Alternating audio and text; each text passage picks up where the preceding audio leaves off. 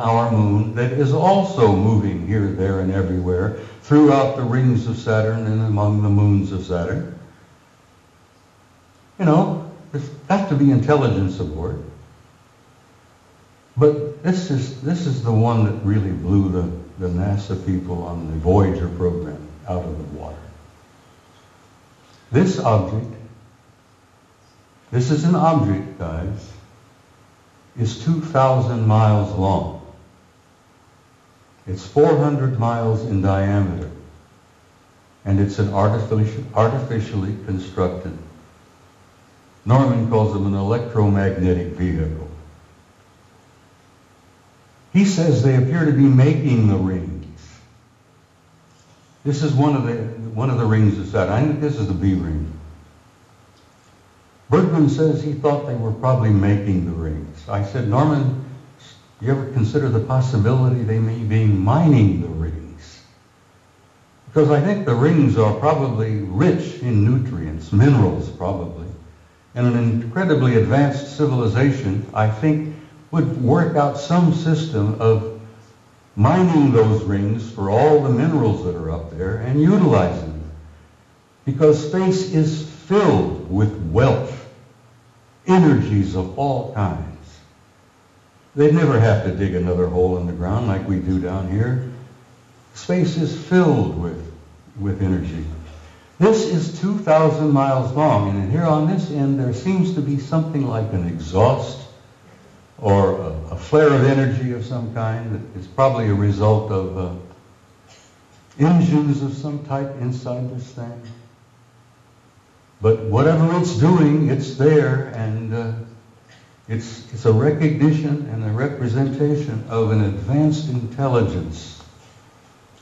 And that's one of the things they don't want you to know, that we are confronting and relating with an intelligence that's so far beyond our own.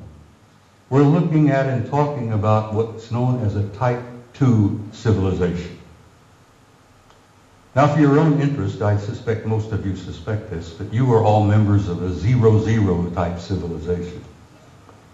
Beyond us, hopefully in a century or two, we might become a type 1. But this is a representation of a type 2 civilization.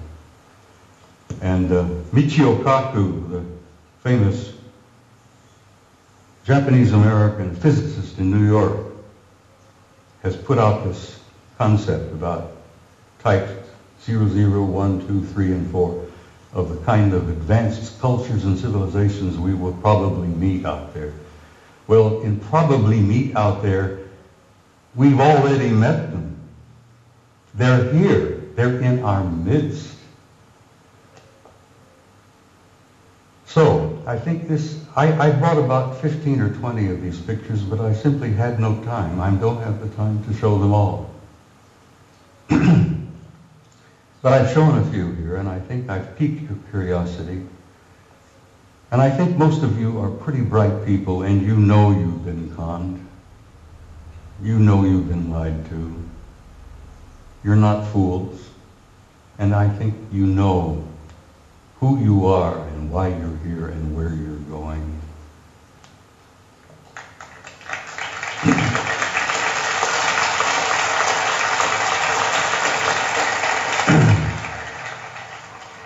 Next photograph, please.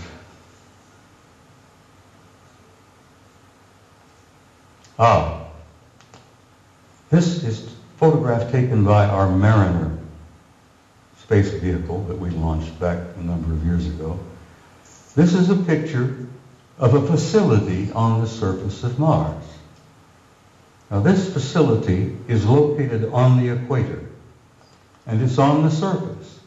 And those of us who've studied it, and we discuss it with each other, we call it the airport. And I said, this is the parking lot. This is the administration building here. This is the main terminal here.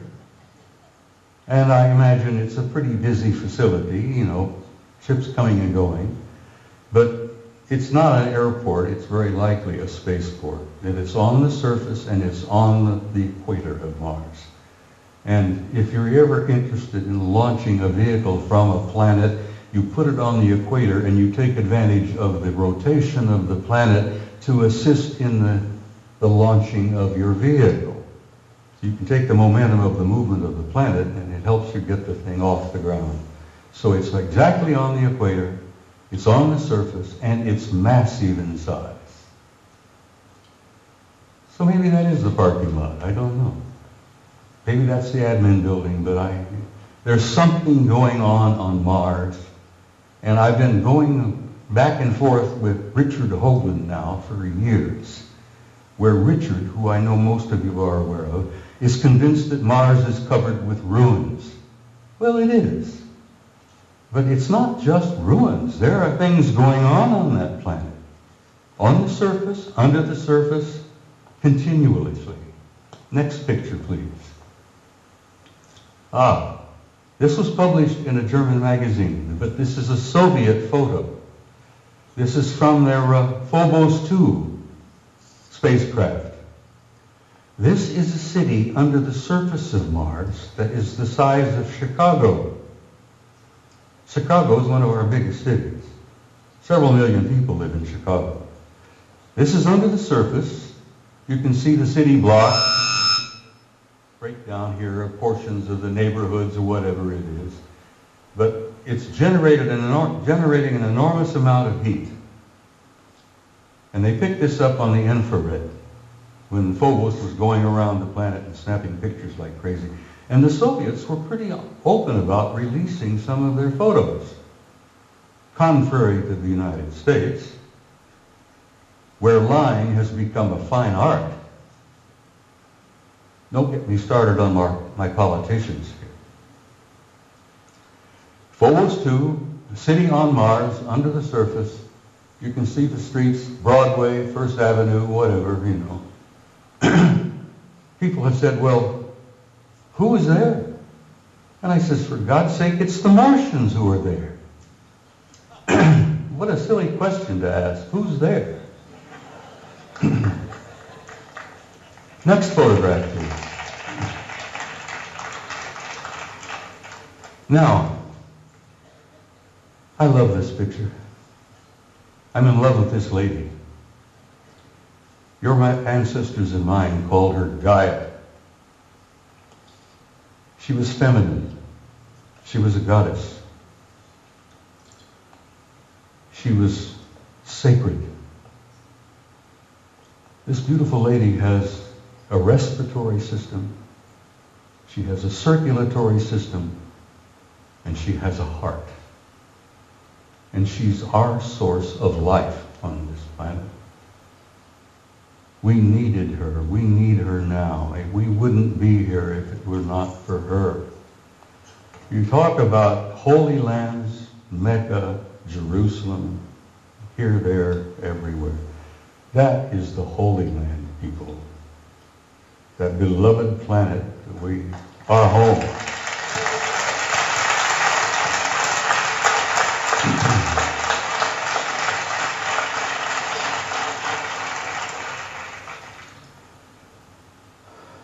Next picture, please.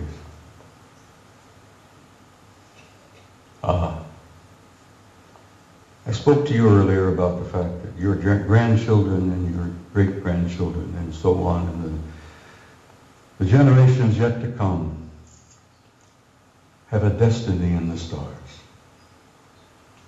And in time, they will go out there and claim their rightful place in that infinite community of life.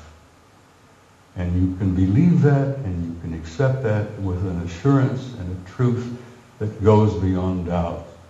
The destiny of this species and this race, this troublesome clan of monkeys, is in the stars. And there is your destiny. And I want you to understand that and have some hope. And don't get depressed, because you're going to be undergoing some very difficult times in the few years yet ahead. We're going through this transition, this transformation, this transcendent transformation into